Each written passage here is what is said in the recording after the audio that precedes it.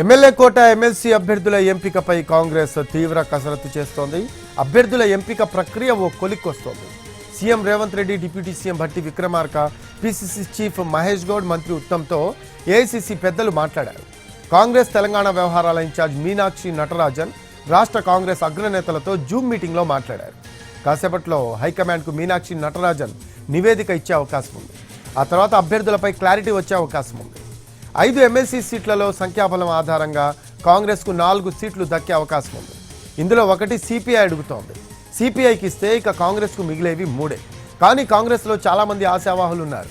సామాజిక సమీకరణాల ఆధారంగా అభ్యర్థులను ఎంపిక చేయనుంది కాంగ్రెస్. ఇందులో ఎస్సీ ఎస్టీలకు ఒక్కొక్కటి కేటాయించే అవకాశం ఉంది. బీసీ లేదా ఓసీలకు మరొకటి ఇచ్చే అవకాశం ఉన్నట్లు తెలుస్తోంది.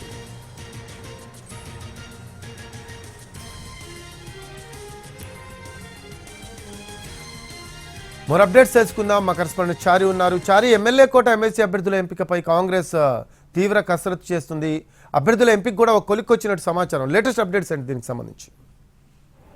ఈరోజు సాయంత్రం వరకు కాంగ్రెస్ పార్టీ ఎమ్మెల్యే కోటాలో ఎమ్మెల్సీ ఎన్నికకు సంబంధించినటువంటి అభ్యర్థులను ఖరారు చేసేటువంటి అవకాశం ఉంది. ఇప్పటికే CM Revanth Reddy, PCC chief Mahesh Goud, deputy CM Bhatti Vikramarka, మాజీ పీసీసీ చీఫ్ ఉత్తమ్ కుమార్ రెడ్డి వీళ్ళంతా కూడా పార్టీ అగ్రనాయకులతో రాత్రి పొద్దుపోయిన తర్వాత జూమ్ సమావేశం అయ్యారు. వాళ్ళందరి అభిప్రాయాలను కూడా తీసుకున్నారు. రాష్ట్ర వ్యవహారాల ఇన్ఛార్జి మీనాక్షి నటరాజన్ కూడా తెలంగాణ కాంగ్రెస్లో కీలకంగా, అలాగే పదవుల పంపిణీకి సంబంధించి జరిగినటువంటి ఏకసరత్తులోనే ఉండేటువంటి 4 ముఖ్య నాయకులతో కూడా మీనాక్షి నటరాజన్ సమావేశం అయ్యారు జూమ్లో. ప్రస్తుతం మంత్రి శ్రీధర్ బాబు ఢిల్లీకి చేరుకున్నారు. ఆయన జీవన్ రెడ్డికి ఎమ్మెల్సీ సీట్ ఇవ్వాలనేటువంటి ప్రెషర్ని అధిష్టానం మీద తీసుకొచ్చేటువంటి ప్రయత్నం చేస్తున్నారు. ప్రస్తుతం మనకు ఇప్పటివరకు ఉన్నటువంటి సమాచారం ప్రకారం సిపిఐ పార్టీకి ఒక ఎమ్మెల్సీ సీట్ ఇవ్వాలనేటువంటి ఆలోచన మెజారిటీ నాయకులు వచ్చినట్టు తెలుస్తుంది. ఎందుకంటే మిత్రపక్షాన్ని పరిగణలోకి తీసుకొని వాళ్ళకు కాన్ఫిడెన్స్ కూడా ఇవ్వాలనేటువంటి ఆలోచన కూడా కాంగ్రెస్ పార్టీ నాయకత్వం చేస్తున్నట్టు తెలుస్తుంది. దాంట్లో భాగంగానే సిపిఐకి ఒకటి ఇవ్వాలనేటువంటి అభిప్రాయానికి వచ్చింది. అయితే కేసీ వేణుగోపాల్ సాయంత్రం 3 గంటలకు ఢిల్లీకి చేరుకునేటువంటి అవకాశం ఉంది. ఢిల్లీకి ఆయన చేరిన తర్వాత ఈ అభ్యర్థి ఎంపికకు సంబంధించినటువంటి సిపిఐకి కేటాయించేటువంటి అంశానికి సంబంధించి క్లారిటీ రాబోతుంది. ఇక అభ్యర్థుల ఎంపికకు సంబంధించి కూడా సామాజిక సమీకరణాల మీద ఫోకస్ చేస్తుంది. ప్రస్తుతం మనకున్నటువంటి సమాచారం ప్రకారం 4 సీట్లలో ఒకటి సిపిఐకి పోతే 3 సీట్లు ఎమ్మెల్సీ టికెట్లు కాంగ్రెస్ పార్టీకి తీసుకునేటువంటి అవకాశం ఉంటుంది. బీసీ లేదంటే ఓసీకి ఒకటి ఇవ్వాలనేటువంటి ఆలోచన ఉంది. బీసీకి ఇస్తే ఎవరు, ఓసీకి ఇస్తే ఎవరు అనే దానికి సంబంధించి ఇప్పటికే చర్చ జరుగుతుంది. బీసీ సామాజిక వర్గం నుంచి సీనియర్ నేత హనుమంతరావు పేరును కూడా కొంతమంది సూచిస్తున్నారు. అయితే పీసీసీ చీఫ్, అలాగే రాజ్యసభ, ఎమ్మెల్సీ ఇవన్నీ కూడా ఇప్పటి వరకు బీసీకి ఇచ్చారు. కాబట్టి ఈ కోట ఓసీ అలాగే ఎస్సీ ఎస్టీలతో ముగించాలనేటువంటి ఆలోచనతో ఉన్నట్టు తెలుస్తుంది. ఓసీ నుంచి ఒకవేళ తీసుకోవాలనుకుంటే కమ్మ సామాజిక వర్గానికి సంబంధించి జట్టి కుసుమ్ కుమార్ పేరుని ప్రతిపాదన చేసినట్టు తెలుస్తుంది. అలాగే గాంధీ భవన్లో ఇన్ఛార్జిగా పనిచేస్తున్నారు. చాలా కాలంగా పార్టీ సేవలు చేస్తున్నటువంటి కుమార్రావు పేరుని కూడా పార్టీ ముఖ్య నాయకులు సూచించినట్టు తెలుస్తుంది. ఇక ఎస్టీ నుంచి చూస్తే నల్గొండ డీసీసీ అధ్యక్షుడిగా ఉన్నటువంటి శంకర్ నాయక్, అలాగే మహబూబాబాద్లో టికెట్ ఆశించినటువంటి నెహ్రూ నాయక్, ఈ ఇద్దరి పేర్లను కూడా ఎస్టీ కోటాలో సూచించినట్టు తెలుస్తుంది. మహిళకు ఇవ్వాల్సినటువంటి అవసరం ఉంది కాబట్టి మహిళకు సంబంధించి మరొక పేరును కూడా సూచించేటువంటి అవకాశం అయితే ఉంది.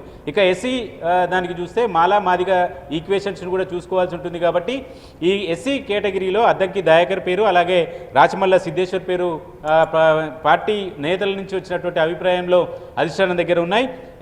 ఎస్సీలో మాలా సామాజిక వర్గానికి అద్దంకి దయాకర్, అలాగే మాదిగ సామాజిక వర్గం నుంచి రాచమల్ల సిద్ధేశ్వర్ ఉన్నారు. అద్దంకి దయాకర్ చాలా రోజులుగా పార్టీలో పదవి కోసం, అలాగే ఎమ్మెల్సీ సీటు గతంలోనే వస్తుందని భావించారు. కానీ స్థానిక సమీకరణాలు, గతంలో కోమటిరెడ్డి బ్రదర్స్ ఎపిసోడ్లో అద్దంకి దయాకర్ కొంత గ్యాప్ ఉన్నటువంటి నేపథ్యం, వాటిని ఫుల్ఫిల్ చేసేటువంటి ప్రయత్నం, అలాగే ప్రస్తుతం ఈ ఇద్దరి పేర్లలో అద్దంకి దయాకర్ పేరు కూడా ఉంది. రాచమల్ల సిద్ధేశ్వర్ ఈయన చేవెళ్ళ అసెంబ్లీ టికెట్ ఆశించారు. కానీ ఆఖరి నిమిషంలో కొత్త వారిని తీసుకొచ్చి టికెట్ ఇచ్చినటువంటి నేపథ్యంలో ప్రస్తుతం రాచమల్ల సిద్ధేశ్వర్ ప్రస్తుతం ఇన్ఛార్జిగా ఉన్నటువంటి మీనాక్షి నటరాజన్కి పంచాయతీ సంఘటన పాదయాత్ర మొత్తం ఇతనే లీడ్ చేశారు. ప్రస్తుతం రాష్ట్ర చైర్మన్గా కూడా కొనసాగుతున్నారు. కాబట్టి సిద్ధేశ్వర్ పేరుని కూడా ప్రధానంగా అధిష్టానం పరిశీలిస్తుంది. ఇలా కీలకమైనటువంటి అంశాలన్నింటిని కూడా కూడా పార్టీ పరిగణలోకి తీసుకుంటుంది. వీటితో పాటుగా గత ఎన్నికల్లో పోటీ చేసినటువంటి జీవన్ రెడ్డి కావచ్చు, షబ్బీర్ అలీ లాంటి వాళ్ళు కూడా ఈ ఎమ్మెల్సీ సీటు కోసం ప్రయత్నం అయితే చేసినారు. ప్రధానంగా మొన్నటి వరకు పరిశీలన ఉంది. గత ఎన్నికల్లో పోటీ చేసినటువంటి వాళ్ళు, ఎన్నికల్లో పోటీ చేసి ఓడిపోయినటువంటి వాళ్ళు ప్రస్తుతం కార్పొరేషన్ చైర్మన్లను పదవిల్లో ఎవరైతే ఉన్నారో వారికి ఈసారి ఎమ్మెల్సీ కోటాలో ఇవ్వకూడదు అనేటువంటి ఆలోచనకి పార్టీ వచ్చినట్టు తెలుస్తుంది. దాంట్లో భాగంగానే ఇప్పుడు మనం అనుకున్నటువంటి 3 సామాజిక సమీకరణాలకు అనుగుణంగా అభ్యర్థుల పేర్లను పరిశీలన చేస్తున్నారు. 3 గంటలకు కేసీ వేణుగోపాల్ ఢిల్లీ వచ్చేటువంటి అవకాశం ఉంది. ఈ సాయంత్రం లోపు ఎప్పుడైనా అభ్యర్థుల జాబితాని అధికారికంగా ప్రకటించేటువంటి అవకాశం ఉంది. సిపిఐ అలాగే కాంగ్రెస్ జాతీయ నాయకత్వం సంప్రదింపులు కొనసాగుతున్నట్టు తెలుస్తోంది. రైట్. అయితే చారి, గత కొన్ని రోజులుగా మనం చూస్తున్నాం మీనాక్షి నటరాజన్ దీనికి సంబంధించి కసరత్తు చేశారు, ఒక నివేదిక కూడా తయారు చేసిన పరిస్థితి. అది మరి కాసేపట్లో అధిష్టానానికి ఇచ్చే అవకాశం ఉన్నట్టు సమాచారం. ఈ నివేదికని ఆధారం చేసుకొని ఫైనల్ చేసే అవకాశం ఉందంటారా?